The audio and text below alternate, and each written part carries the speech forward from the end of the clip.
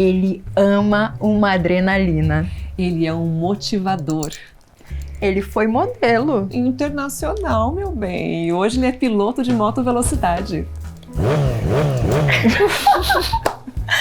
Ele ama aprender com a vida. Ele ama vivenciar as trocas da vida.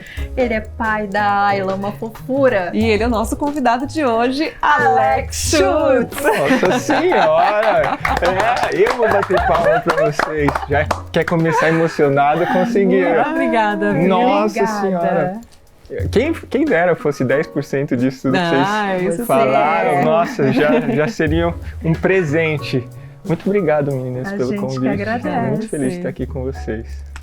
Bem-vindos ao nosso Tá em Dobro.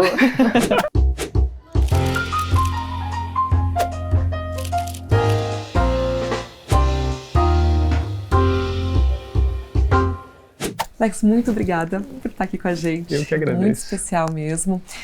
E é o seguinte, eu vou começar com a sua segunda vida, que foi lá em 2017. Sim. E quero pedir pro pessoal de casa já pegar o lencinho, porque a história do Alex, gente... É emocionante, vai fazer a gente chorar. Vai. Então, que foi lá em 2017. 2017. quando Você teve a sua segunda vida. Segunda chance, né? A segunda chance de viver, né, nesse nosso mundão. Sim. Conta pra gente. A gente quer ouvir de você. A verdade é assim, imagina que com a carreira de modelo, eu comecei muito novo, assim, 2001, só para entender o processo.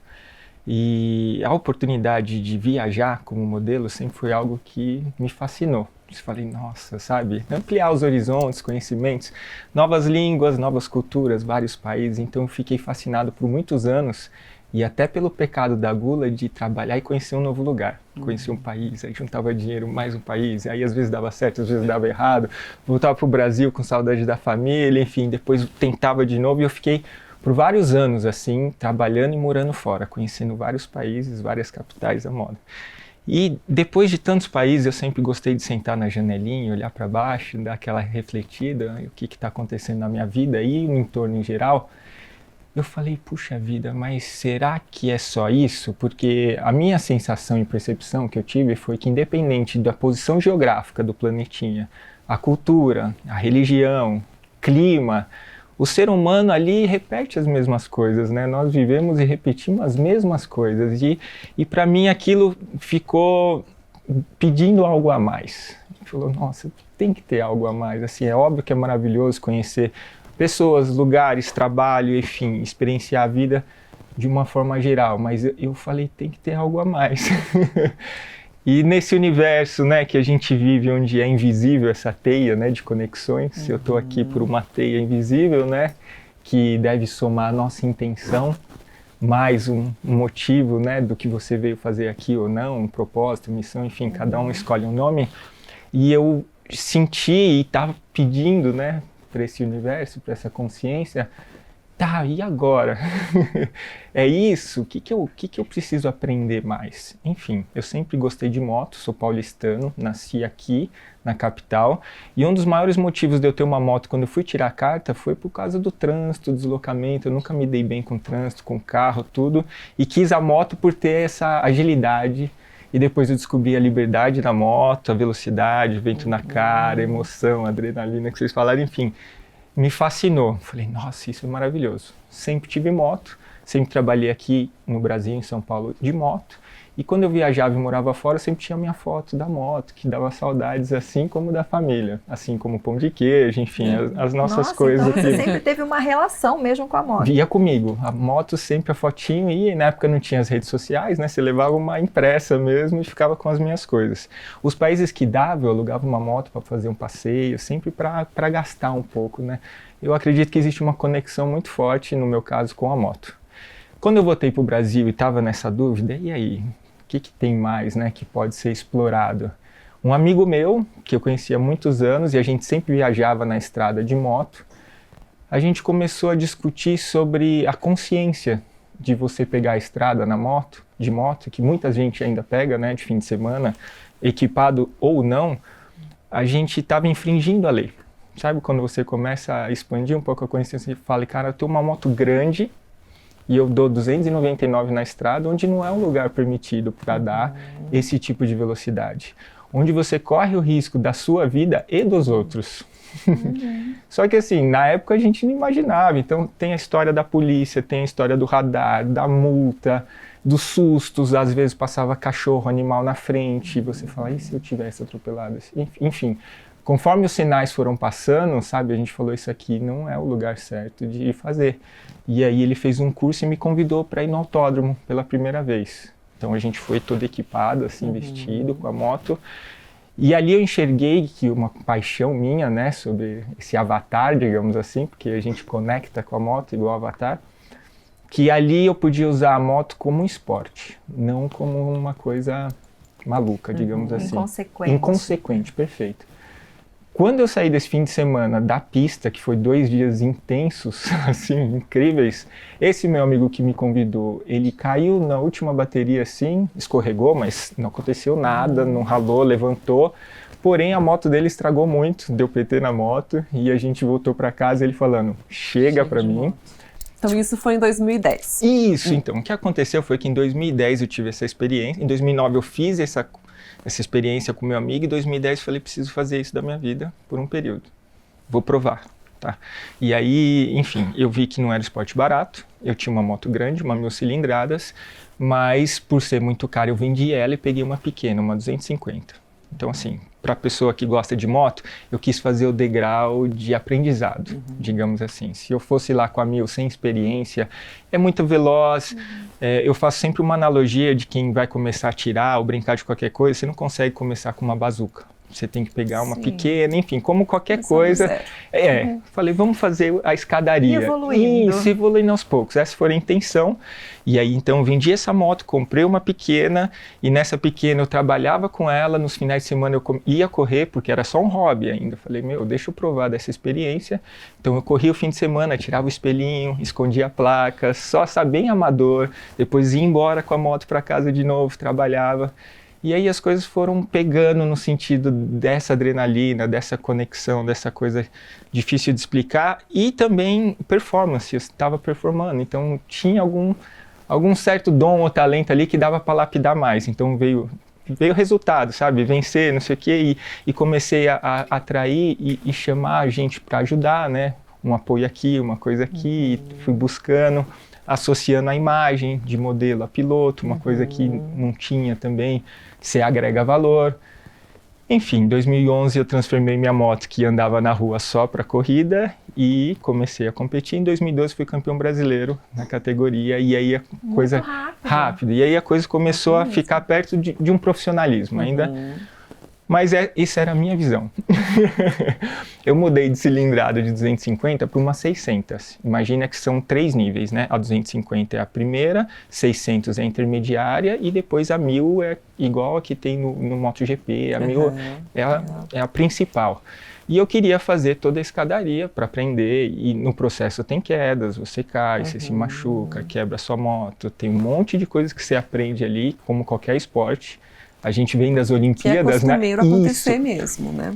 A vida é assim, na verdade, assim, se eu puder falar o quanto eu errei para vocês não têm ideia, porque enquanto você não erra para aprender com o erro, você não sabe, você desconhece. Então, foram muitos erros, muitos mesmos, de erros banais, erros assim mecânicos, porque às vezes todo mundo acha que o piloto é sozinho, mas é todo mundo.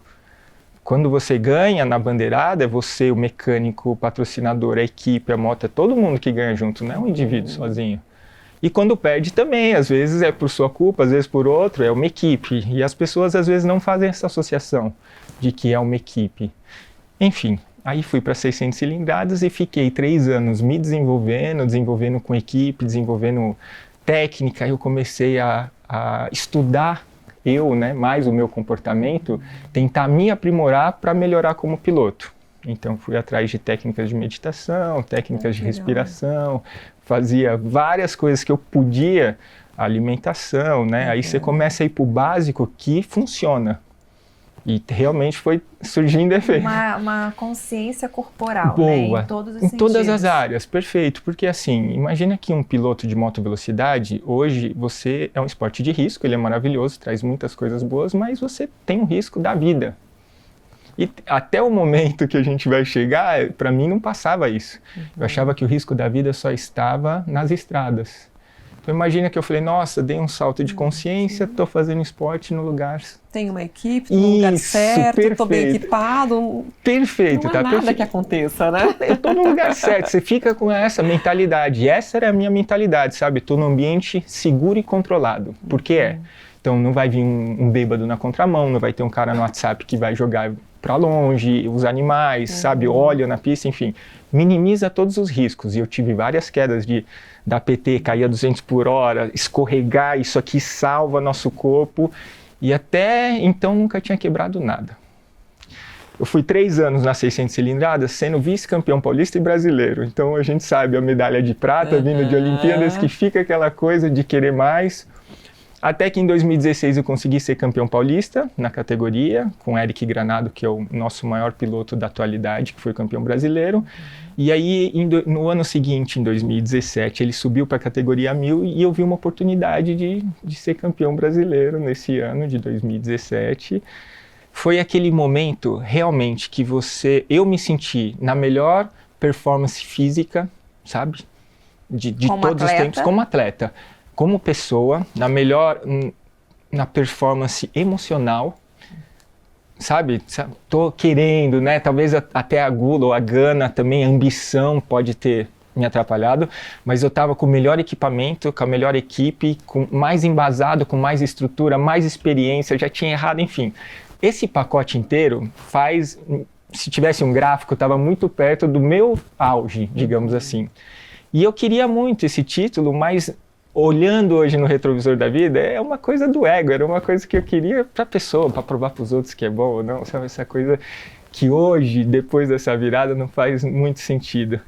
Mas quando eu estava nesse ápice aqui e surgiu uma oportunidade na corrida, de que se eu terminasse ou se eu ganhasse, eu ia liderar o Campeonato Brasileiro e teria uma folga até para administrar o resto do ano, eu fui, acho que, mais do que deveria, sabe? Então, assim, eu tive um acidente, faltava 2 voltas só para acabar a corrida. A posição que eu estava já era muito boa, mas eu queria mais. Você estava com a moto mais veloz? Não, você estava com a sua de 600 Eu estava com a minha 600. Era uma categoria que, na época, para 2017, aqui no Brasil, era a categoria mais disputada. Digamos assim, os melhores pilotos, a briga dentro da pista, assim, era a nossa Olimpíadas que a gente assistiu recentemente nessa categoria. Muitos pilotos bons, então... Enfim, até a gente vai falar sobre a palavra competir lá para frente, que também mudou tudo, mas o fato é que, faltando 2 voltas para acabar, na época até achei que foi uma falha mecânica, algum erro de alguém, você sempre terceiriza, mas eu errei, por isso que é emocionante, eu errei e hoje assumir isso também é muito bom, sabe? Errei, eu não lembro porque eu apaguei, mas dentro de Interlagos tem uma curva que chama Laranjinha, que é a melhor curva para mim, sempre foi o melhor lugar. Eu fiz ela agora, Você eu fui em fez? Interlagos, Então. de carro, né? Mas então, você sabe, ela é cega, né? Ela é em subida.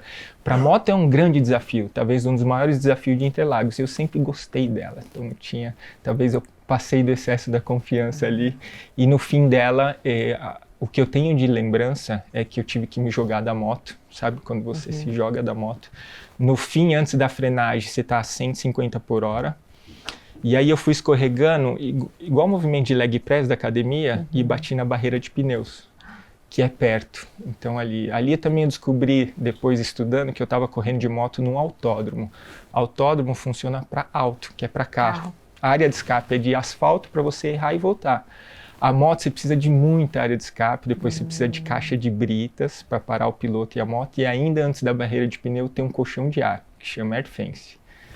Esse não vai fazer o acidente que teve comigo, nem muitas vidas que foram perdidas por causa do impacto. Então, às vezes, se você cair perto de 300 por hora de moto e só escorregar, você vai levantar e pegar sua moto.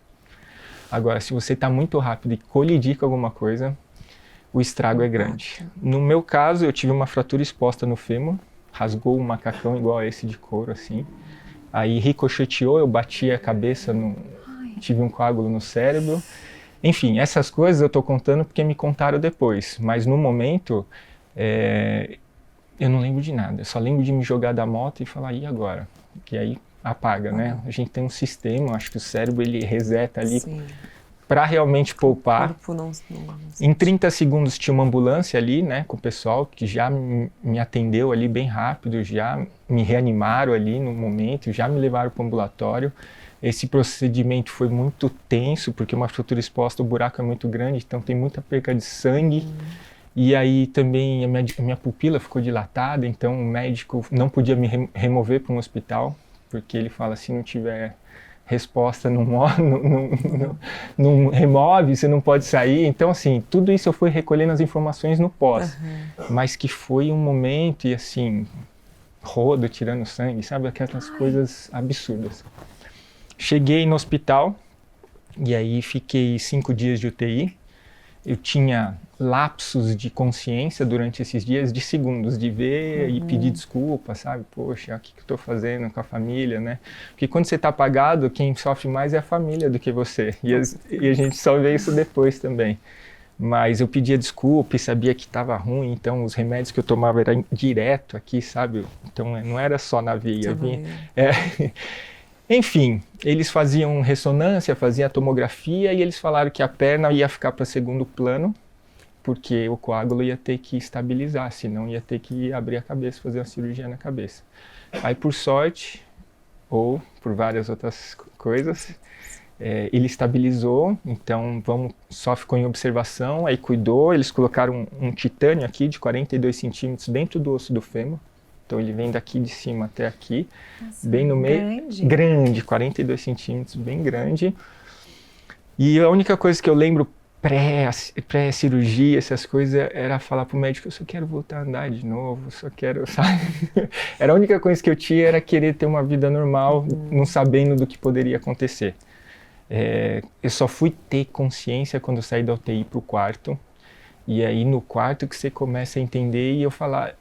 Os primeiros lapsos de consciência era eu posso voltar para a corrida? Porque a memória travou, faltava 2 voltas.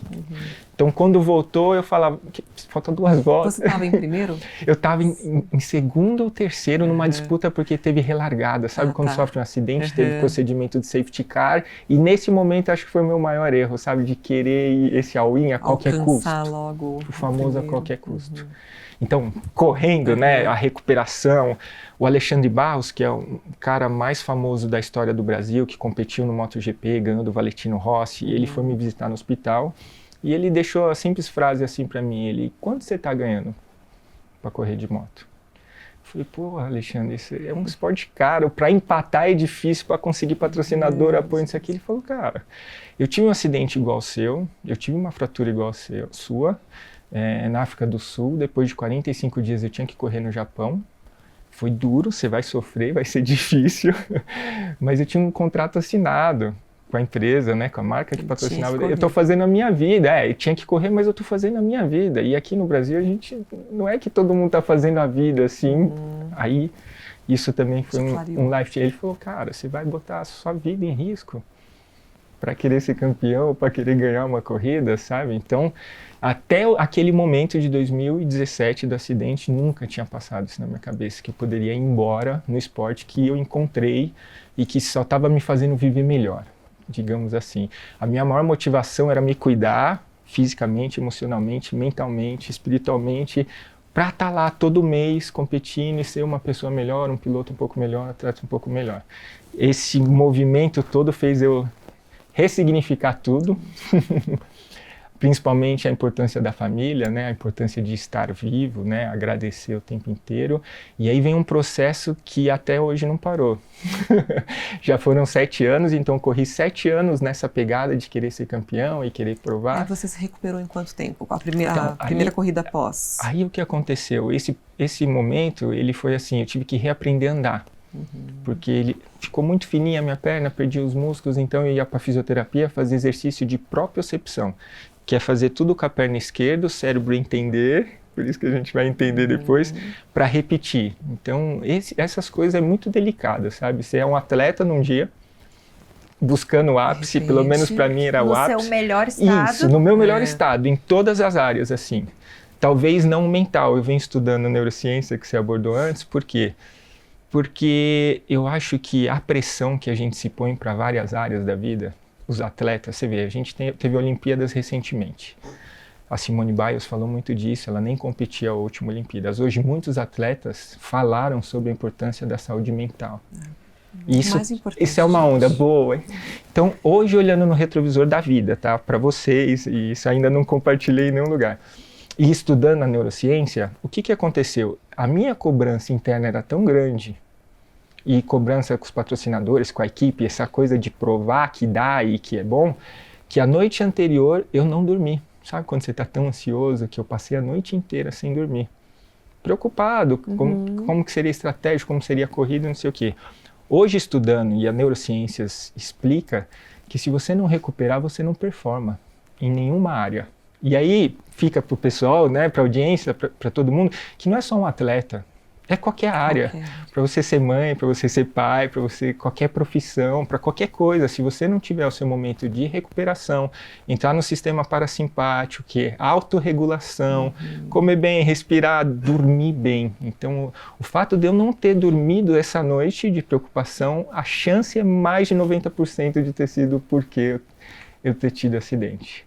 Porque impulsionado com essa gana e essa vontade de querer, só que sem ter as habilidades, sem estar com o corpo de achar físico que está no controle, isso, né? A gente acha muito isso da vida, sempre. né? Estamos no controle. Perfeito. Não, estou na minha melhor fase.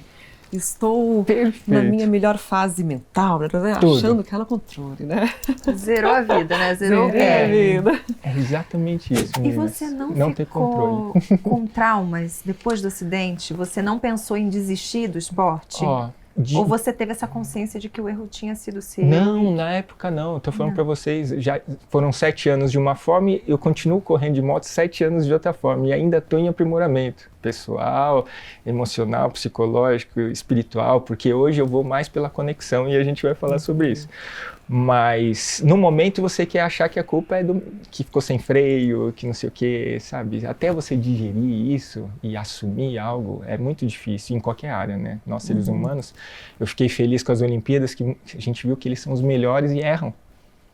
Nós somos seres humanos e erramos, só que a gente tem a dificuldade de assumir e botar para fora.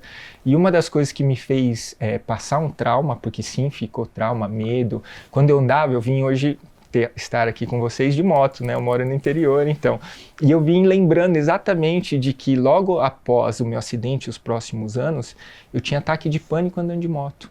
Pra você ter uma ideia. Eu estava na moto, na estrada, mesmo fazendo exercício respiratório, tinha que parar, tirar o capacete, respirar, deixar passar, porque não é uma coisa de sobrevivência, né? O cérebro primitivo, do seu corpo, isso, né? ficava. E aí, uma das coisas que eu tinha certeza, sabe, no momento de recuperação, muito obrigado pela oportunidade de ter essa conexão com a moto, mas eu não quero que um acidente desse me tire disso.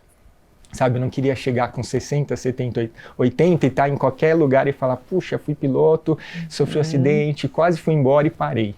Eu queria ressignificar. Então, ressignificar é uma coisa que eu vou voltar e eu preciso fazer diferente. Como é um processo que está até hoje, você ainda continua errando. Mas essa era a proposta. Agora eu não vou mais tentar nutrir meu ego, sabe? Nutrir o mundo lá fora. Eu queria nutrir a minha conexão, a minha essência. Então... Mas que legal, porque assim, você não encarou isso como um sinal de tipo, pare com isso. Isso, não, você encarou como um sinal de ressignificar exatamente, mesmo, como enxergar por um outro lado. Que legal. Porque a tendência realmente é um sinal de que eu não posso mais andar de moto. E eu respeito, né? Porque quem tem um trauma assim, tudo bem, mas eu digo, isso não é que eu estava forçando, era uma coisa natural. Sua. Eu vou me recuperar, isso me ajudou a recuperar. Então, assim, quando eu ia na físio, eu ia com raiva, né? A gente, com aquela vontade de ficar bom de novo, para eu poder voltar. Então, eu lembro que isso foi junho. Em novembro, eu peguei a moto, voltei para Interlagos num dia de treino para fazer as pazes com a curva.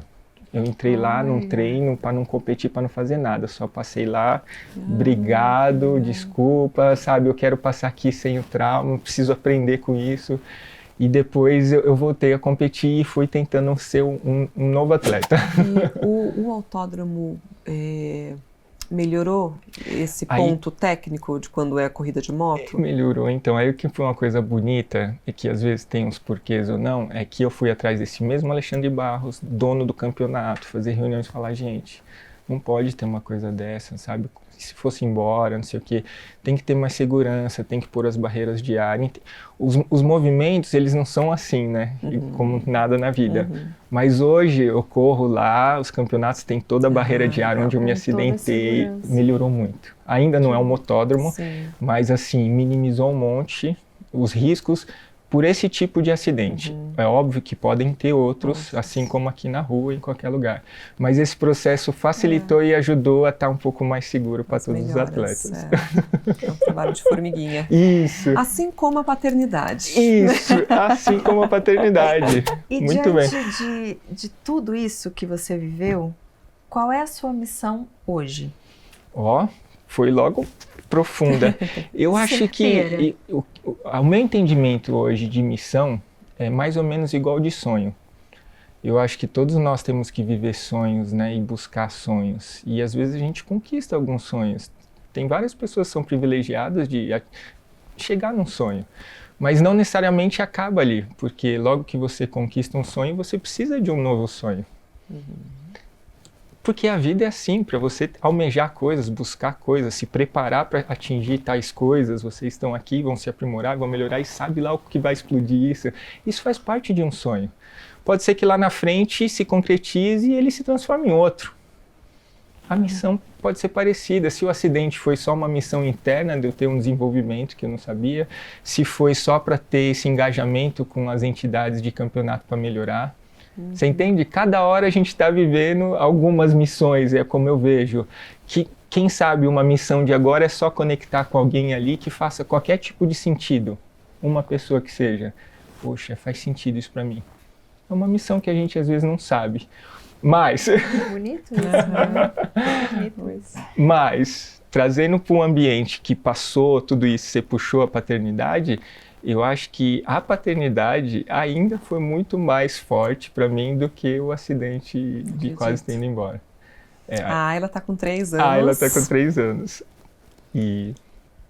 Bom, você teve o acidente em 2017, então ela em 2021. Nasceu em 2021.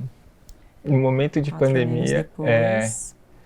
Você já estava com a sua esposa? Já. A gente já estava casado, a gente morava em São Paulo e meu irmão, eu sou tio, sou dindo, tem amigos com filho. Uma das coisas que eu não tinha intenção era de ter filho em São Paulo, por ter nascido aqui. A cidade é maravilhosa, tem tudo aqui, do bom e do não tão bom, mas a egrégora de competição e a egrégora da disputa, do trânsito, do risco, não sei o quê, não era uma coisa que sintonizava mais comigo, já não tinha uma frequência. E a minha esposa é de Indaiatuba, então eu conheci ela em 2009, através da moto. Então antes de eu ficar com a minha esposa, ela andou na minha garupa, porque os pais delas também andam de moto. Eles que me viram e fizeram ali o cupido. Olha lá o cupido. Fizeram a ponte. E aí eu falei, poxa, vamos pra lá, sabe? Tudo tá mudando, os mercados, né? As carreiras, as coisas. Eu falei, vamos tentar ir lá, a gente vem mais pra São Paulo, enfim. E nunca batia. Teve um momento que a gente estava saindo de casa e ela viu uma cena não tão boa. A gente morava no Panambi, ali no Morumbi, que traumatizou ela, que envolve segurança, tudo, e a gente falou, vamos sim, vamos ver o que acontece, e a gente foi antes da pandemia para Indaiatuba, que foi uma luz. A melhor decisão. Foi aqueles presentes divinos, e nessa época a gente também estava fazendo a revisão, né, assim como a gente tem que fazer a revisão da moto, do carro, para viajar, a gente está fazendo a nossa revisão física, emocional, mental, espiritual, para ter um filho. Então ela tinha um problema na tireoide, que teve que cuidar muito tempo, porque os médicos falam que não é bom engravidar com a tireoide alterada. E foi um processo, a gente foi atrás de vacinas, foi atrás de se cuidar, sabe, assim, para tentar vir da melhor forma possível. E no meio da pandemia a gente já estava começando a tentar, a gente falou, meu Deus do céu, e agora? E aí eu faço até uma alusão, assim, ao meu acidente, porque o que a gente viveu na pandemia, de uma forma global, né? a gente na corrida recebe uma bandeira vermelha, significa algo muito grave, todo mundo tem que voltar pro box. Parou, vai pra casinha, fica quietinha. No meu acidente lá em 2017, foi uma bandeira vermelha só para mim. Então, assim, a coisa mais difícil foi você estar vendo o mundo girar, todo mundo trabalhar, as coisas acontecerem, tá tudo normal, só que você não. Eu estava lá em recuperação de fisioterapia, eu recebi 5 bolsinhas de sangue. Então, eu não sabia nem quantos litros de sangue a gente tinha. E poucas pessoas sabem até hoje. Mas é entre 5 e 7. E cada bolsinha é 500 ml, então eu perdi bastante. Muito. Meu Deus. Eu fiquei quase da cor da poltrona aqui, sim, tive anemia, tive que tomar injeção diária, assim, para afinar o sangue, ferro, enfim, foi todo um estudo também nutricional do que comer, do que não comer, enfim. Mas o médico me falou uma coisa que vale a pena compartilhar com vocês e valeu a pena aquela fase de buscar viver como um atleta. Ele falou que as minhas mitocôndrias das células estavam boas. Mitocôndrias é o que gera a energia, é a quebra lá dentro que... Ele falou, um pouco de sangue que ficou no seu sistema conseguiu suportar os órgãos, o cérebro, tudo. Por mais que você ficou fraco, você ficou. Se elas não tivessem assim, isso também era um motivo de ir embora. Então, assim, ele falou, pelo impacto você poderia ter ido, pelo coágulo você poderia ter ido, por perder o sangue poderia ter ido. A conclusão que chega é, talvez tenha a hora da gente ir. Não era pra ser, com certeza. E era o seu momento. aí vem, poxa, se eu tivesse a oportunidade, eu não quero desperdiçar e tentar aprender mais e colaborar mais. Então, acho que cada vez mais a missão que você falou, para fechar a sua caixinha, eu quero aprender mais, estudar mais e estar em momentos e pessoas onde eu possa colaborar mais. Não é ser mais que os outros, mas colaborar mais para os outros, porque se fizer sentido... Não precisa ser milhares, milhões, nada, é uma ou outra, em qualquer caixinha, eu sei que a gente tem esse poder de conectar e ajudar um pouquinho a viver melhor, já que estamos aí. Aí vocês foram para Indaiatuba, tiveram a Ayla lá. Sim. E assim veio o seu outro desafio, né? Talvez o maior de todos. O diário, né? Esse que é o diário. É a paternidade, que aí te fez também mudar uma outra chave. Sim, vem mudando, né? Eu acho que ela não para. Eu acho que se tem uma coisa que a paternidade ensina, né? E a Ayla me ensina, é que ele se desenvolve muito rápido, em pouco tempo é muita mudança, e eles exigem que a gente tenha a mesma transformação. Eles evoluem, desenvolvem e puxam a gente para evoluir. Porque não tá ali, agora entendi como tá funcionando. Você vai entendendo no caminho. Hoje eu entendi, né? Agora já... Amanhã vamos ver. Perfeito. O de hoje eu entendi, amanhã vi uma coisa nova. E assim não parou. Aí lá, depois da pandemia que a gente entendeu que ia ficar, eu falei, puxa, não vai sair disso, sabe? Então ainda não tinha passado a pandemia, a gente engravidou e o meu capítulo, né, do livro, depois a gente vai falar, fala sobre os 1000 primeiros dias. Então, assim, a gente começou a estudar sobre isso também e intencionar na hora de se relacionar, intencionar para entender como que vai ser, e aí todo esse período de gestação que é incrível para vocês, para mim foi incrível, imagino que para vocês, né, não tem nada mais explosivo de forma hormonal, digamos assim, de montanha-russa, de tudo. E foi muito lindo acompanhar isso na Carol, que é minha esposa, e tentar ser o suporte, né, um travesseiro ali, um apoio, porque é uma das coisas que precisa ser falada, é que se faz em 2 o filho, né, que é o que vocês mais devem bater até... Responsabilidade compartilhada. Opa, por favor, vocês decidiram, não é porque a mulher gestou, né, e ficou ali 9 meses, que o homem só vai lá trabalhar e voltar, ou pôr dinheiro, enfim... pagar as contas ou comida, não. Eu acho que a parte de responsabilidade, de estar presente, ela é muito maior do que qualquer outra área da vida. Como você se sente quando você ouve esses comentários das mulheres, né? Tipo, o pai presente, o pai tem que ajudar, né? O pai não é presente, não, sabe esses comentários que já estão tão enraizados, né, pela sociedade, talvez porque você mesmo sendo pai pode concordar que a maioria ainda tem uma dificuldade de entender isso. Sim. Como que você se sente? Você que é um pai presente, que escreve sobre, que levanta essa bandeira. Sim. Qual é o seu sentimento quando das você mulheres. Você se depara com esses comentários no geral, né? Que é o que você falou, a transformação e a mudança é processo de formiguinha, mas ela não pode parar. Tem muitas coisas que a gente só vai entender mais pra frente, mas esse movimento não pode parar. Até que fique enraizado. É igual a história, vou trazer pra moto. Hoje eu vou lá, continuo correndo, fim de semana eu vou estar correndo, e eu vou para fazer a melhor volta, que é a volta para casa. Então, mudou o ressignificar que eu falei para vocês é isso, eu não vou lá, não preciso mais ganhar, provar nada para ninguém, eu preciso me conectar, entrar no flow, que é a minha melhor pira para continuar vivendo, a flow me ajuda a viver melhor. E qual é o meu maior objetivo? Voltar para casa, voltar para minha esposa, para minha família, para minha filha, para tudo, e viver melhor, continuar a estar aqui, estudar, escrever, enfim. Eu acho que não pode ter, só que assim, quando se faz de uma forma mais, por exemplo, vocês, duas mulheres lindas, empoderadas e que sabem o que estão falando, mães e tudo, tem uma bagagem maior do que ser uma reclamação de aulinha de escola, de aulinha de natação. O que a gente tem que tomar cuidado na hora de passar uma informação é que ela venha com uma carga mais positiva do que negativa. Às vezes, sabe, eu não estou falando que é ruim, porque eu imagino que no papel das mulheres, a grande maioria, realmente é uma sobrecarga. Não, é muita coisa. Você tem que cuidar da casa, sabe? O tradicional, né? Cuidar da casa, cuidar do filho, cuidar de você. As mulheres não conseguem nem se olhar, né? Muitas delas não conseguem parar, tomar um banho, relaxar, descansar. É aquela história da recuperação que a gente falou e a neurociência fala. A gente vai para um estado simpático, que é o cérebro reptiliano, que você tem cortisol e adrenalina. Você está ali na pilha para resolver as coisas. Eu imagino que as mães que não têm o apoio vivem muito nesse estado. Quando você está muito no estado de adrenalina, de cortisol, os hormônios te atacando, adoece em várias áreas. E por isso que essa bandeira tem que ser levantada para compartilhar. Tem que ser compartilhada a responsabilidade, porque vai ter as coisas maravilhosas, incrível, papai te amo, né? Mamãe te ama, um beijinho para cá. E as partes de educação, difíceis, desafios.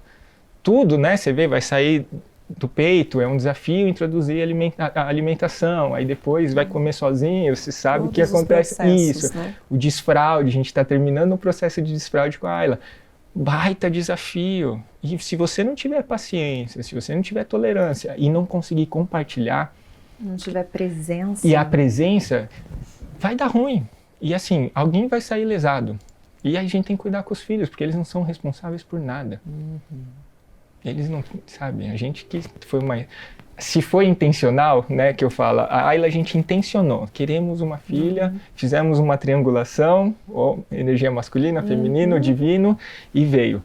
Muita gente não faz essa triangulação, e uma das coisas que eu escrevo no livro é sobre você se prestar atenção sobre trazer alguém no mundo. Eu acho que é uma das coisas mais de responsabilidade que a gente pode ter, intencional ou não. Se cuidar, porque quando a gente vai só pro sexo, só essa coisa que acontece diariamente aí, a gente está indo só pro nosso primitivo de novo. A gente está indo para uma parte do cérebro que está muito pré-histórica.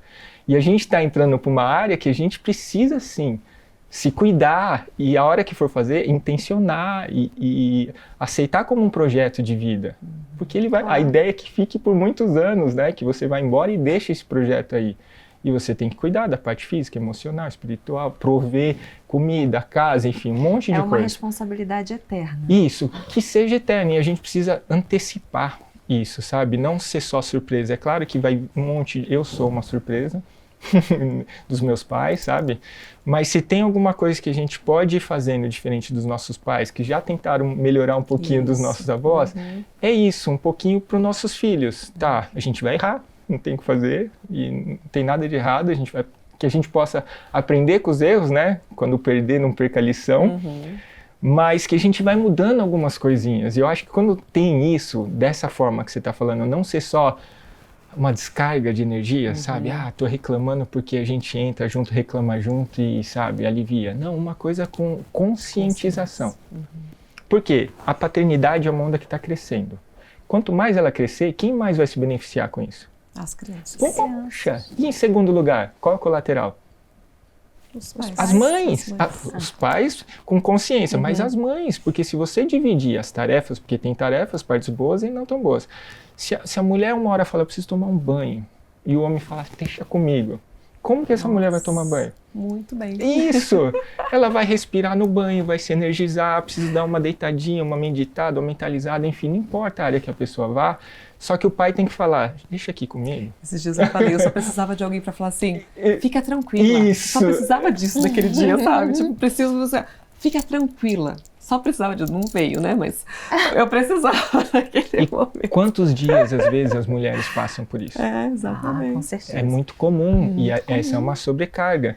Então, assim, é uma estrutura macro, né, digamos assim, que também é um trabalho de formiguinha, até porque tem todo esse planejamento em várias áreas.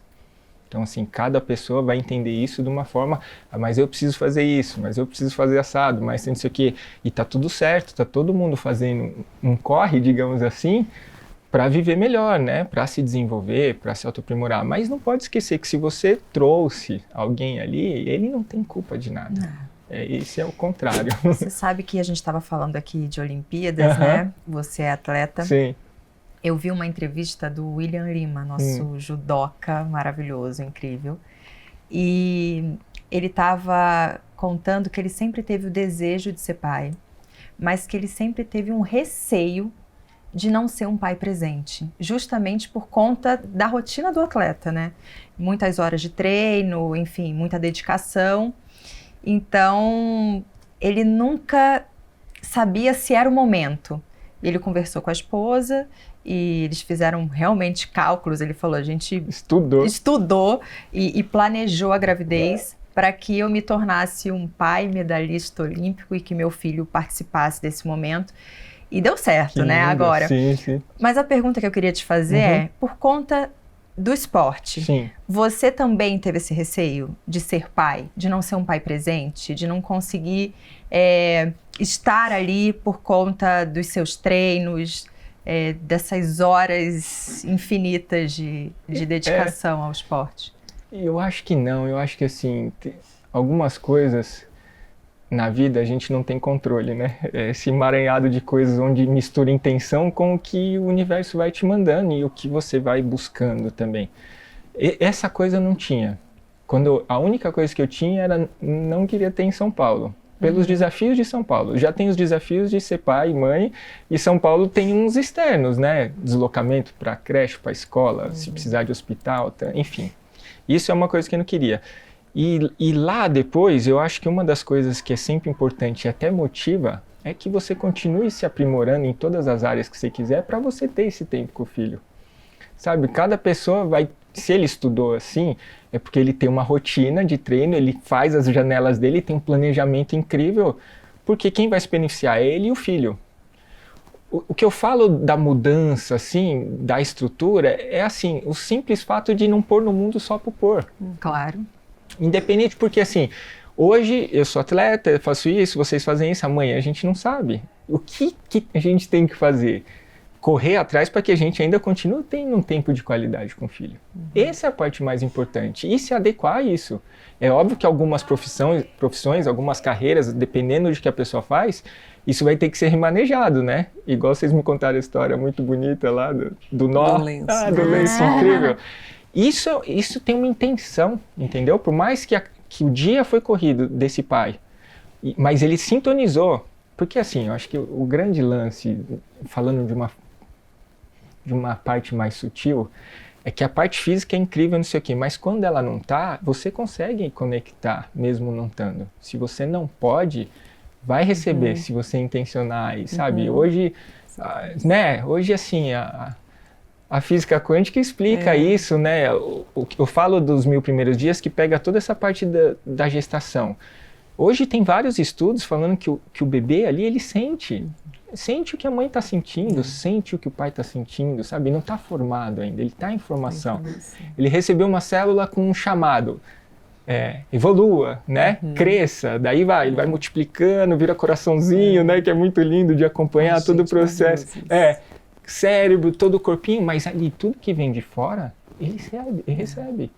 Se a mãe está ansiosa, não sei o quê, vai sentir. Se eles estão preocupados, vai sentir. Até tem estudos que falam, até aqueles comentários, você já tem, eu por exemplo, já tenho o Luiz Miguel, engravido de novo. Assim, eu queria uma menininha. Ele vai sentir. Se ele não for uma menininha, ele vai alguma sentir. coisa já vai vir. Esse estudo é muito interessante, muito interessante. Isso tudo é uma área muito fresquinha, Muito. né? É muito assim, e Muito assim, sensível. sensível, é bem sutil, mas que faz a diferença. Porque às vezes a gente vai se tornando adulto, vai se tornando fechado com as carcaças e um monte de problemas e crenças limitantes que a gente tem, e a gente nem sabe que às vezes pode ter sido lá esses 1000 primeiros dias de uma rejeição, de alguém que não queria, que, puxa, né, a culpa, você não se cuidou, porque um põe culpa no outro, quando vem a gravidez inesperada.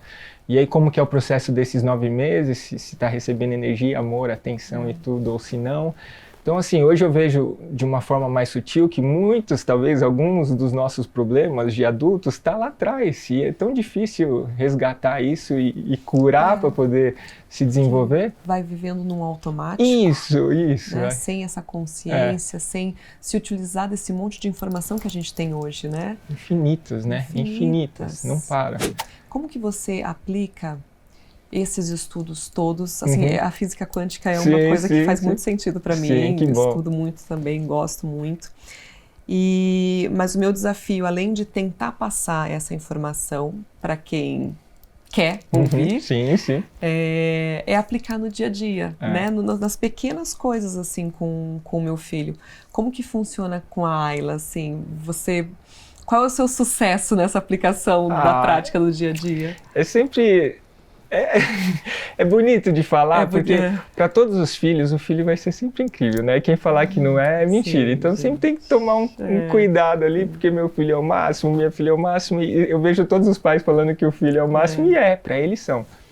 Eu acho que a parte genuína do filho, sabe, quando ele vem, não é uma coisa, o amor que você sente, que é quando você arrepia, ou quando você quer chorar sem motivo nenhum, ou quando você fica hipnotizado. Sabe, quando você olha para o filho ou para a filha e fica hipnotizado, ele está vendo qualquer outra coisa, brincando de qualquer outra coisa. Esse momento, para mim, são os momentos que eu vejo que existe essa frequência do amor mesmo, que ela extrapola tudo isso que a gente faz, né? Ela é uma frequência que você doa e compartilha sem saber quantificar. Então, assim, às vezes eu tenho abraços, né, com a Ayla, espontâneos, que, muda o meu estado, sabe? E isso ninguém fala, né? Porque é muito mágico. Então ela tá deitada. E aí você sente vontade de abraçar sua filha. Ela, quando a pessoa se abre para abraçar e se conecta, você sente uma conexão. E isso ninguém fala, ninguém explica, mas aquilo abastece. Como? É igual a gente abastece carro, é igual a gente abastece moto, sabe? É uma energia que recarrega, digamos assim. Esses momentos bem sutis é onde eu vou perto do flow por um pouquinho ali, que eu falo, nossa, esse é o melhor abraço do mundo, né? Essa é a melhor conexão que existe. E não necessariamente só é aquela coisa de papai vem brincar, ou não sei o quê, ou eu te amo, que rola, que é lindo, não sei o quê, mas é esses sutis. Às vezes não tem nem verbal. E é o que você fala também dos bingos, né? Dos acertos que você vai vendo no dia a dia, que te mostram que você está seguindo um caminho certo. Os checkpoints. Os checkpoints. Porque a gente recebe na sociedade tantas coisas contrárias a isso. Sim. Só que o seu interno, o seu interior, o seu coração te fala assim, não, mas eu estou no caminho certo, sim. E aí eu comento com ela que o dia a dia, nos afazeres diários mesmo, eu recebo essas respostas assim, sabe? Não, validando. Aí eu só fico nos meus bingo. Bingo. Maravilhoso. A gente tem uma validação, né? Exato. E cada um vai conectar com qualquer tipo de força para validar isso. Eu tenho uma história bem engraçada, nunca contei também. Conta mas agora. Então vamos lá. Fase da Ayla, fase de cólica. Enfim, sabe? Aquela fazinha que se dá coliquinha, não sei o quê. E eu sempre inventava música para ela, cantava, não sei o quê, e ficava lá doando para que ela melhorasse ou diminuísse a dor, não sei o quê lá. Só que quando a gente se considera jovem, né, os pais, os avós, sempre vai dar uma fórmula que eles aplicaram nos filhos, né, e vai sempre querer influenciar. Pelo menos na nossa família, né, quase todas as famílias, os avós, é assim que faz, é assado que faz, não sei o quê. E teve um período nessa época que ela tinha coliquinha, tudo, sempre no pôr do sol, ia virar dia pra noite, tinha uma força ali que eu já sabia que tinha. E, enfim, e aí eu tinha a minha conexão com ela e acreditava que o que eu estava fazendo era pro bem dela, que ia melhorar, enfim. Mas sempre escutava coisas falando para fazer outra coisa, fazer assim, assado, e sabe, chega um momento até de questionar, igual você falou, será que eu tô ou não tô? Enfim, teve um dia que tinha um monte de gente de casa falando coisas e eu fiquei, de uma certa forma, um pouco incomodado, sabe? Que às vezes, pai e filho, mãe e filho, você vai ajudar, mas você não vai interferir diretamente, né? Tem que tomar um cuidado, porque a conexão é outra. Não. E os pais vão querer só o melhor para os filhos, né? Penso eu, assim. Ela dormiu depois da cólica, todo mundo foi embora, eu fui pra sacada e fiz bem assim, pô, pai, pô, será que eu tô no caminho certo? Será que é assim que eu tenho que fazer mesmo? Não sei o quê, mas é o que eu sinto, é o que eu acredito. E aí, aquela coisa, você não podia dar uma resposta, aí passou uma cadente assim, no meio do nada, assim, e me emocionou, sabe? Eu fiquei...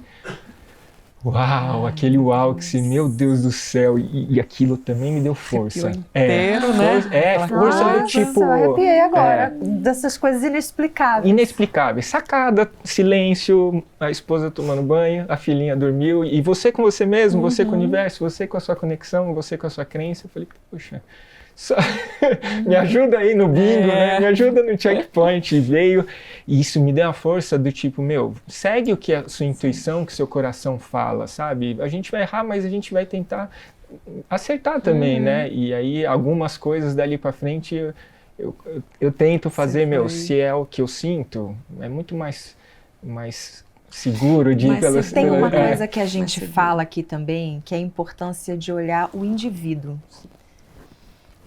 Não é, Pachô? Cada indivíduo é diferente, é único. Perfeito. Então, a sua conexão com a sua filha diz muito. Você conhece ela. Sim. Né? Então, o que funcionou antigamente É. não funciona ali para aquele indivíduo. Nem antigamente. O que funciona para você talvez não funcione para mim. Né? Então, é isso que você falou, é olhar olhar você ali, mas é um exercício que um indivíduo, né? Mesmo, né? É um indivíduo que você falou. Hoje eu costumo falar que todos nós somos um universo por si só. E aí fica mais simples. É complexo. Você é complexa, você, eu e todo mundo que está aqui, todo mundo que está vendo. Porque é um indivíduo único. Único. Por mais que somos parecidos, né? Que eu falei, não sei o quê. Lá dentro, como que vai enxergar tudo aqui fora, como que vai reagir tudo aqui fora, como vai se emocionar ou sentir, é único. A nossa fisiologia, né, aí a neurociência fala, a nossa fisiologia ela é tão única, tão exclusiva quanto a nossa impressão digital. Então, é igual aquelas coisas, o que vai funcionar, não vai funcionar, qual que é a regra que você vai pôr, não tem. Você que vai chegar no seu filho, na sua filha, aqui funciona melhor para ele como indivíduo nesse momento. Porque pode ser que já mude o jogo, as regras, tudo. Eu acho que o que mais vale de lembrar é isso, tratar qualquer pessoa, nossos filhos, como um universo. Único, só existe esse universo ali, esse aqui, vão ter várias conexões, várias coisas em comum, que é muito legal, afinidades, e a gente vai se agrupando por isso. Por exemplo, hoje eu sinto que eu estou aqui porque tem uma frequência muito parecida, e a gente nos conhecia até então, fisicamente. Mas enfim, as coisas vão levando a isso. E eu vou te contar uma história, nem sei se a produtora me deixaria, vou deixar aqui para você também. Obrigado. Mas... merece. Nós tínhamos um outro convidado, uma outra convidada, era convidada, né? Que ela teve um problema lá e a gente falou assim, poxa, quem que a gente pode trazer para esse horário? E aí o seu nome apareceu. Então, assim, quando a gente foi pesquisar a sua história, assim, ele é maravilhoso. Ele tem que estar com a gente. Então, assim, isso também é o universo, né? A gente só vai entender depois, né? O porquê que você foi puxado aqui pra gente, o porquê que estão te assistindo, estão assistindo, né? Eu acho que o flow, né, aí o da vida... eu queria que você falasse... Faz a sua pergunta da vida. Rapidinho que eu vou ler para não errar nada. Você abre o Instagram do Alex e você se depara com essa frase aqui, ó. Minha ambição fez com que eu quase perdesse a vida. Minha resiliência me fez superar grandes desafios. E o flow me motiva a viver melhor. O que é o flow?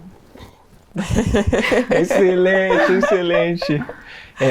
A frase aí vem, né, da ambição, do acidente, a resiliência para voltar a competir e continuar na vida, sabe, sem ser uma coisa, porque às vezes a gente se vitimiza, né, às vezes por muito pouco, enfim, era uma coisa que eu não queria. E o flow, o que acontece? A ressignificância do esporte, porque eu acho que o tempo inteiro a gente está ressignificando quase tudo. Num universo que muda o tempo inteiro, toda hora você tem que ressignificar. Nosso corpo muda, nossa mentalidade muda, nossas emoções mudam, nossos filhos crescem, tudo muda.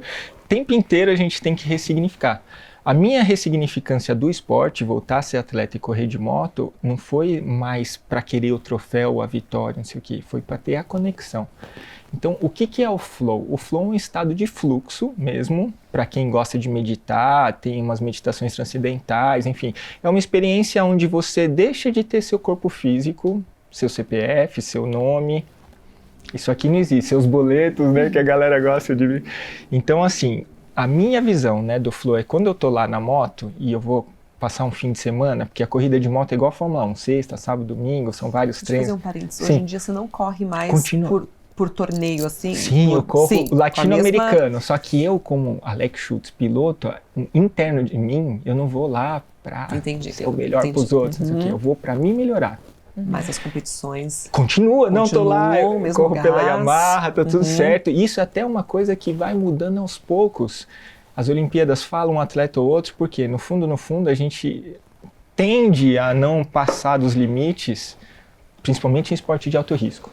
E a palavra competir, só vou dar um adendo, né, para você me entender. Eu fui estudar, né, também, poxa vida, por que eu vou voltar? Poxa, enfim, eu mudei de categoria, tô numa categoria muito mais segura, uma moto mais baixa, tudo vem melhorando para fazer essa melhor volta que é a volta para casa. E eu fui estudar, por que eu fui, né, tão longe, né, na ambição, querer e quase perder a vida. A palavra competir, que aqui a gente vem do latim competere. E uma das ramificações do competere significa buscar juntos. Então, assim, para eu voltar a competir, eu tive que me apropriar disso. Então, imagine que a gente está aqui num bate-papo. Nós estamos no competere. Não é um competir de eu ser melhor que você, ou você e vice-versa, ou quem tem mais ou menos intelectual, não sei o quê. Não, nós estamos buscando juntos. O quê? Um flow, buscando um conhecimento, uma troca, não sei o quê. Então, no esporte existe isso. Eu vou lá, fico com os melhores pilotos de moto velocidade para eu buscar o meu melhor. Eu sei que ela é muito boa nessa área, ela é muito boa nessa área, e eu vou me aprimorar disso, eu vou estudar, eu vou treinar, enfim. O competere, para mim, é o que me segurou lá. E aí eu vou para isso, buscar me melhorar dentro de um ambiente competitivo, que não é todo mundo que tem essa visão ainda, mas eu acredito que passando os tempos a gente vai ser mais assim. E eu tenho essa conexão do flow. O flow o que é? Conforme você tem, como se fosse um gráfico, assim, para deixar fácil para as pessoas, se você tem um desafio aqui na barra, e aqui embaixo são as suas habilidades, se você tem muito desafio e pouquinha habilidade, você não vai fazer. Imagina algo que é muito difícil, dar uma fórmula da física quântica, você não sabe nada, você não vai responder. Ou se você tiver muita habilidade aqui e pouco desafio, ou seja, vamos competir de moto ali com as crianças de 3 anos, ou, sabe? Também não vai ter prazer, não vai te levar a nada. O flow é quando você aumenta o seu desafio e as suas habilidades. Ele traz um canal aqui, ó, bem no meio. Conforme você vai aumentando as suas habilidades perante os desafios, você entra nesse estado de flow, que é o fluxo, estado de fluxo. Então a minha busca sempre é estar lá, aumentar minhas habilidades perante os desafios, que são pessoas boas, e nesse momento me conectar. Quando você está em flow... É como se fosse um estado de presença. Depois da presença. Vamos imaginar que eu estou aqui e nós estamos presentes, né? A gente sente que está presente, estamos no momento presente, às vezes as coisas somem em volta, em torno. Só que conforme você vai, ali é uma coisa repetitiva, né? São as curvas, velocidade, freio, muita movimentação. A nossa pupila dilata, então os sentidos, alguns baixam e outros aguçam. E aí você vai trabalhando a respiração, foco, hiperfoco, concentração, e uma hora você derrete na moto. É como se eu e a moto não fosse mais um ser humano em cima de uma máquina. Eu e isso. É uma coisa só. O freio é a extensão dos meus dedos, o pneu é uma parte minha e nesse movimento de flow você é uma coisa só. O tempo e espaço, nesse momento, ele distorce. Você está lá nesse estado de fluxo e nem sabe quanto tempo está. Você se perde, sabe? Pode ser várias horas ou poucos minutos, ele não existe. Assim como esse ego, essa persona, personalidade, nada. Então você se joga realmente num estado de fluxo, que é onda, energia, e você fica ali por esse momento, que é maravilhoso, e depois volta. E assim, você vai atingir o auge da sua performance neurológica nesse estado de fluxo também. Então você consegue aumentar suas habilidades perante os seus desafios durante o flow. E aí quando acaba... Gente, eu quero exercitar isso. Sabe o que eu sinto ele falando assim? Quando eu tô fazendo uma personagem qualquer, assim, tipo, eu dou muito pouco kill. Kill é um... que a gente chama quando você está fazendo uma cena e você tem que parar no meio da cena porque você errou. E aí volta dali, volta daquele ponto. Você vai tudo. Muito difícil eu dar kill, muito difícil. Porque eu entro nisso daí. É um flow. Como se a personagem, tipo, fosse, a fala vai e depois, quando acaba aquela cena... É um grande encontro. Isso. Que doideira, né? Então, qual que é a pira maior que você falou do flow? E a minha intenção é que, de tempos em tempos, a gente vai buscar o flow da vida. Que é isso, como é que eu vim parar aqui? Como que teve uma desistência ou qualquer coisa, não sei o quê? A gente, como seres humanos, não vai conseguir explicar, mas numa esfera mais sutil, numa energia, conheci a Camila não faz muito tempo, foi por causa do livro, e ela deve ter sugestionado, obrigado Camila, e eu tô aqui amarradão, porque entrou. E isso me motiva a viver, porque em vez de eu ir lá buscar o troféu, eu vou buscar essa conexão, porque ela me faz voltar melhor, para tentar ser melhor pessoa, melhor pai, melhor marido, melhor profissional. É um ciclo que a gente precisa achar.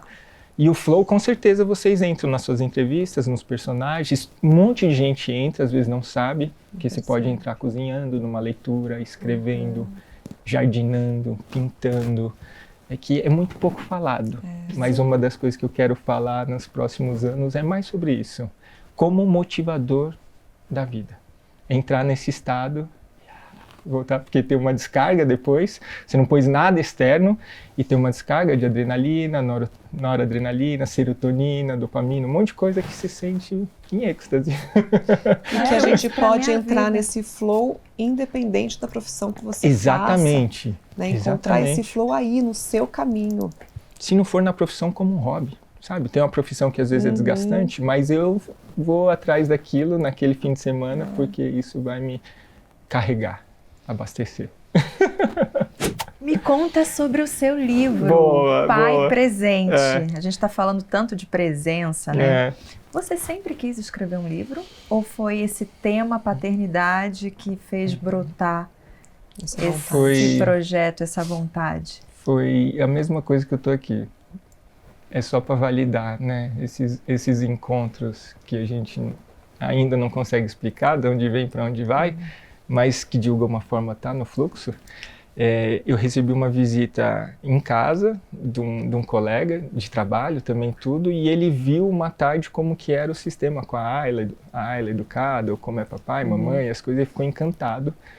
E ele estava envolvido no projeto do livro, e ele me indicou para os coordenadores que vieram me chamar para fazer entrevista e falar não sei o quê. Perguntou se tinha alguma coisa que eu poderia colaborar, agregar tudo. Ah, que legal. E eu estava bem assim, vivendo a fase dos meus primeiros dias. E eu falei para os coordenadores, falei tudo, falei, ó, eu estudei, tem alguns médicos especializados que estão falando muito sobre isso. Eu assisti um programa inteiro no Café Filosófico desse doutor explicando isso tudo que a gente falou, que ele sente, e eles falam que essa é a época de ouro. Assim, é o alicerce realmente para a vida dos nossos filhos. E que nem todo mundo sabe. E aí eu falei que eu tinha isso, que eu estava experienciando os 1000 primeiros dias da Ayla como o meu maior projeto. Então a prioridade para esses 1000 primeiros dias era a Ayla, os 1000, sabe? E entre comparar uma coisa e outra, o projeto era o maior, entre tudo que eu fazia. E eles se interessaram, porque nem muita gente sabe, né, desses 1000 primeiros dias, e eu topei o desafio, foi maravilhoso, entrei no flow para escrever e vivi um monte de emoções, um monte de coisas bacanas, E aí nasceu. O livro é igual, né? Uma gestação. Você gestou. São vários pais. São vários coautores. Contando suas histórias. Isso. Contando sempre sobre os 1000 primeiros dias? Não, o meu capítulo, só o seu capítulo trata disso. Então, o prefaciador é o Marcos Pianger, sabe? Sei. O Marcos eu tive o privilégio de conhecer no evento também, porque eu falei que vim aqui só para te conhecer. Porque ele é um cara que ele é referência, ele é né? referência E traz vários assuntos incríveis. Ele saiu da Globo, né, para realmente a filha que pediu. Está trabalhando muito, fica mais com o filho. E ele aceitou e a vida dele se transformou em cima da filha. E são várias histórias que vai ter. É muito legal, a gente divide. Ó, que legal. Essa é a parte do Alex. Foi um presente que o universo trouxe. Cada pai escreveu um capítulo lá. Cada pai vai escrevendo o seu capítulo, muito legal. Então vai ter criança que não teve pai, e aí vai contar a história de que não ter a figura paterna, aí tem casal homoafetivo, casal negro, aí cada capítulo é uma história incrível que vai agregar muito para muita gente.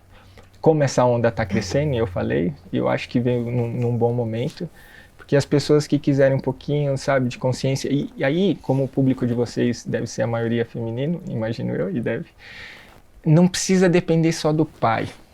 As mulheres também fazem. Lembra que você falou de que as pessoas reclamam, as mães, nossa, estou sobrecarregada, meu filho não sei o quê. As mães que tiverem um plazinho a mais ali, não sei o quê, elas vão atrás disso para ofertar para os maridos, para ofertar para os homens. Porque assim, vai ajudá-las e vai ajudá-los. Porque o que a gente não tem muito é a consciência divulgada, assim, é essa expansão de tipo... Imagina que assim, várias coisas na vida, enquanto você não erra, ou vai estudar, ou vai aprender, ela não existe. Então assim, antes de eu virar piloto, correr Interlagos para mim era só para o Senna. E era um planeta entre Júpiter e Saturno. Não existia para um ser humano, Alex, sabe? E aí a oportunidade aconteceu de ir lá e falar, nossa, isso existe, pode ser para mim. Às vezes é a mesma coisa um livro, às vezes é a mesma coisa essa história da paternidade. Para muitos caras não tá, nem existe. Eles estão vivendo lá a rotina automática de sair do trabalho, do churrasquinho, do futebol e um monte de coisa ali. E eu acho que uma das coisas que vocês, mulheres, podem fazer muito é presentear os homens sobre isso. Falar, estuda só um pouquinho sobre isso. Sabe, são cápsulas tão incríveis. Levar informação, que é o que vocês fazem. Levar informação, mulherada, vamos fazer a nossa parte também, vamos ajudar eles. Porque o que vocês mais podem fazer é ajudá-los, nos ajudar. Porque a grande força, eu vejo assim, a grande energia de transformação é a energia feminina. Eu vejo pela Ayla, isso vem crescendo, né? Vocês sabem disso, vocês notam. Então vocês têm esse empoderamento, vocês que geram os filhos. É simples assim, não é que o homem, a mulher... Talvez tirar isso que você falou no começo do... Tudo a gente culpa, né? Isso. Tirar o tipo, não, mas ele... Não, isso. Vamos, o que a gente pode fazer? Como a gente colabora com eles. Sem culpar, sem responsabilizar. Como a gente pode colaborar de alguma forma, ajudar de alguma forma a quebrar esse padrão tão enraizado, né? São sementes, são sementinhas. A gente não sabe quanto tempo vai ser, mas assim, se cada mulher que está ouvindo, que bate, né, também... E não precisa ser esse livro, é qualquer informação que vocês passam o tempo inteiro aqui. E hoje em dia vem subindo essa onda do tipo, olhem por nós, olhe por você mesmo, porque vai ajudar, só vai ajudar. Essa é uma intenção clara e boa para o assunto, né, de parentalidade, pais e mães. E principalmente para as crianças, porque mal ou bem, a minha visão é que eles são nossas extensões. Se quem falar que não é, precisa fazer uma leitura melhor. Eles são as extensões. E o que a gente quer intencionar para os próximos anos, décadas ou para os seres humanos? Melhor, que eles sejam melhores que a gente. E a gente vai ter isso que a gente fala. Aquilo é incrível. Preparar os indivíduos para o mundo da melhor forma. Perfeito. E assim, hoje a gente tem informação, que é o que vocês falaram. E hoje a gente tem a pulverização da informação. Quem tiver ali na sintonia vai pegar e vai ajudar, que é o que a gente precisa. Vamos encerrar? Não quero. Gente. Não, mas olha, eu quero encerrar com uma frase aqui, que você completa essa frase. Não é fácil não essa frase. A frase é simples, mas não é fácil completar. Ser pai é... Aprender. Aprender. Já tá. Sem, né? Sem cola. Sem pestanejar. É assim, eu acho que as pessoas, e vocês devem estar inclusas, né, nesse time, é a grande oportunidade de aprendizado, os filhos. Porque eles vão exigir que a gente se desenvolva e a troca é a gente deixar eles o mais desenvolvido possível para o mundo. Muito obrigada, Alex. Nossa, que grata surpresa te conhecer. Que presente. Eu fico feliz. Que presente mesmo. Muito, Eu muito, fico muito feliz. obrigada. Obrigado do convite, obrigado. Parabéns pelo espaço, por tudo. Eu fiquei encantado Obrigada. pela gentileza que vocês me acolheram, pelo sorriso nos olhos que vocês têm, esse brilho. Eu desejo sucesso para vocês, Muito obrigada. e que vocês Pra nós. Nós para você também. passem essas mensagens adiante, porque é uma colaboração. É isso. Parabéns. Obrigada. Obrigada. Beijo, gente.